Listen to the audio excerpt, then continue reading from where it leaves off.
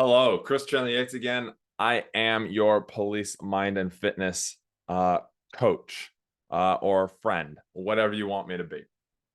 Uh, I was a police officer here in New Zealand for 7.5 years, did everything from frontline all the way to diplomatic protection. Got to be the bodyguard, as we used to call it, the glorified bullet catch for multiple prime ministers and also many overseas diplomats, including the current president. He was vice president at the time, current president Joe Biden, and work alongside Secret Service there.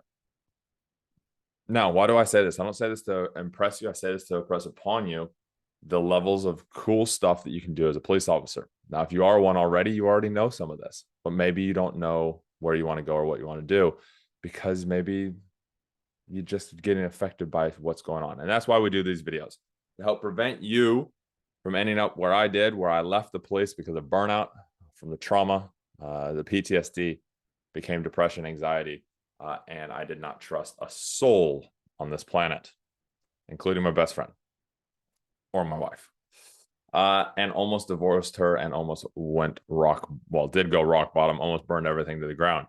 And I don't want that. So that's why we do these videos, and also to help improve your performance. Preventing burnout improves performance. If you didn't check the last episode, the last video that I did, it is on the 7 Ps of making sure that you have a plan so you don't have piss poor performance. So today we are talking about why there's some cops that it just seems like they never get affected by anything. Like they could do 20 years and they're happy, they're excited, they love what they do. They're not the cynical hard cop.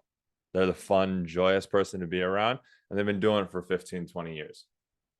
Now, yes, they'll have times, but on average, they look like they are, floating along, not a care in the world. And we're going to talk about that today. But first, I want you to go have a look at the links in the description down below. This episode is sponsored by Lean Into It, which is a motorcycle retreat I am running in May 2023. And we are going to teach you how to, at a really high, deep level, all these tools that we talk about here on the show, on this channel. And so if you love riding motorcycles, for you to come along. Otherwise, there are other links down there for webinars and learn at an even deeper level than what we talk about today. Now, why are they, these officers who've been in 5, 10, a few years ahead of you, they seem like nothing affects them. The charges, the bosses, all the different crap that gets thrown around, they just kind of go, yeah, and it's not my problem. And we move through it and we keep going. And what am I here for? I'm having fun. Those are some of the reasons why they get to where they are, why they are enjoying and loving what they do for years and years.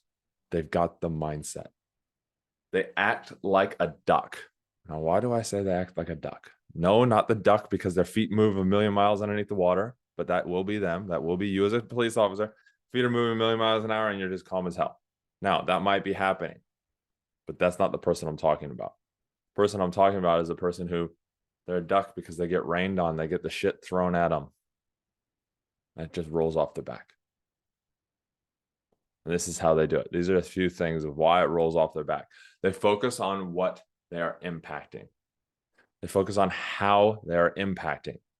It's one of the biggest things that I wish I had been taught earlier on and actually implemented was the shift in my mindset, the shift in my mind of staying focused, being vigilant with my mind on the impact I'm making continuously, not the drop charges, not the offenses that, the sentencing that was crap, but the impact that I'm making. I took that person off the street and I stopped them in their tracks. And maybe, just maybe, and here's where some hope comes in.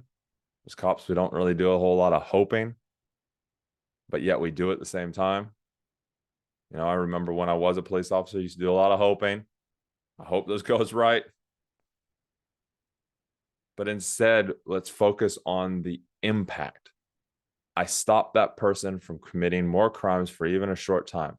I had a conversation with that person, so hopefully they change it. I put that person in front of the courts, maybe even though they didn't get a whole lot for it.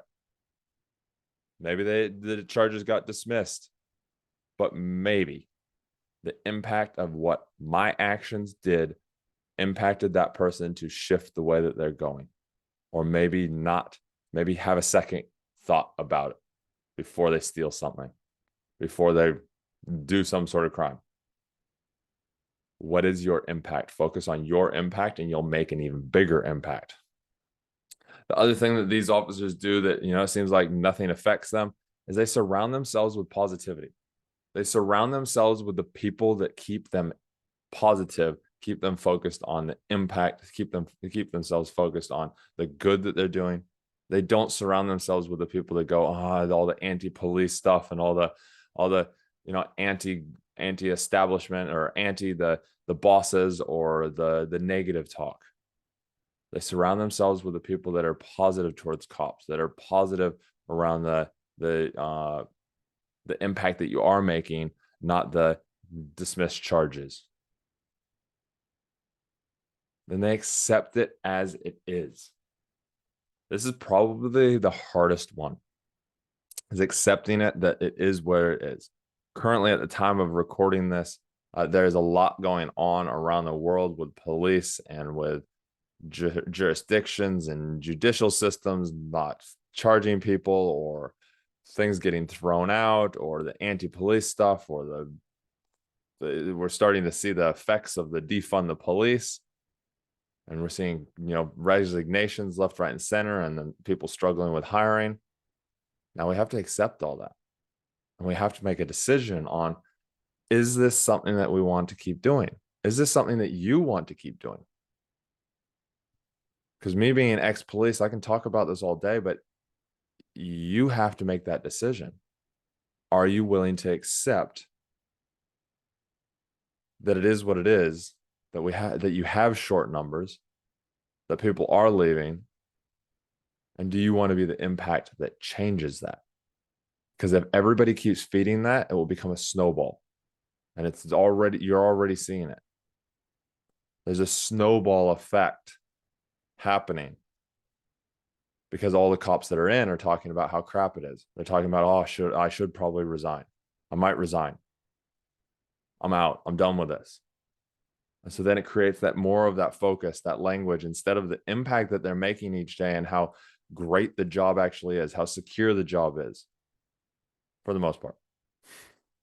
No, how secure the job is actually in the grand scheme of things. As long as you don't screw up, you don't do something illegal, just like any job,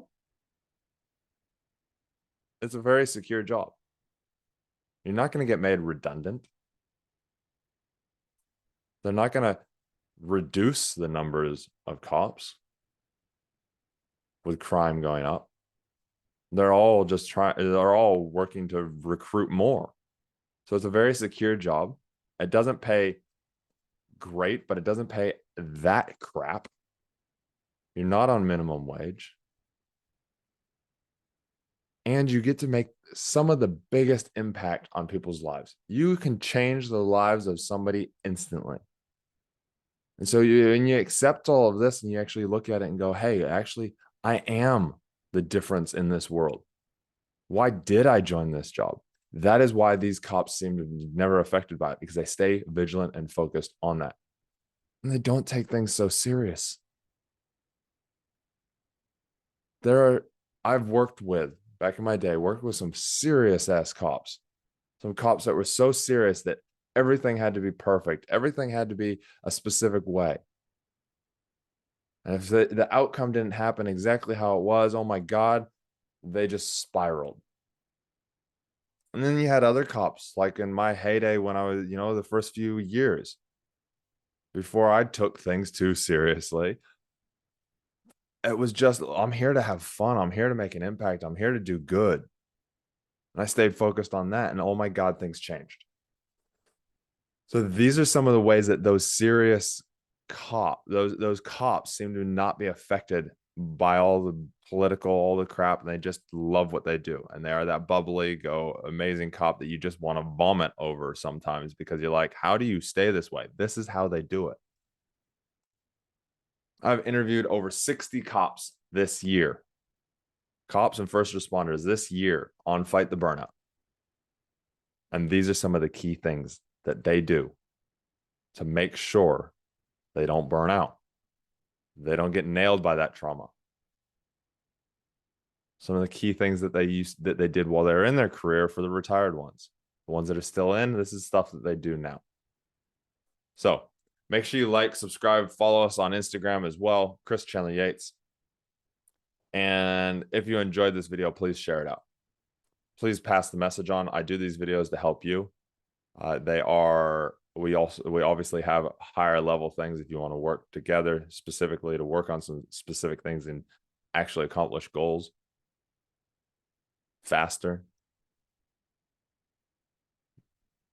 But take and share this around, implement one thing from it, and we will see you on the next one. Thank you very much.